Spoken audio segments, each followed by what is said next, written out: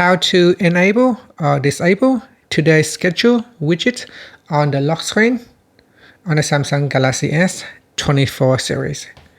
First, tap on the home button to return back to the home screen.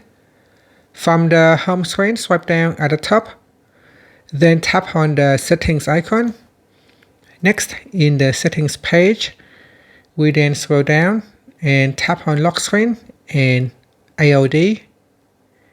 Next, tap on widgets. Then in here, we scroll down and tap on today's schedule. Tap on the toggle button to switch it on or turn it off. After, you can tap on the home button to return back to the home screen. Next, on your lock screen, you can tap on the clock information here, or tap on the clock. Then down here, it will open up a list of widgets. And from here, you will be able to view your today's schedule widget. And that's it. Thank you for watching this video. Please like and subscribe to my channel for more videos.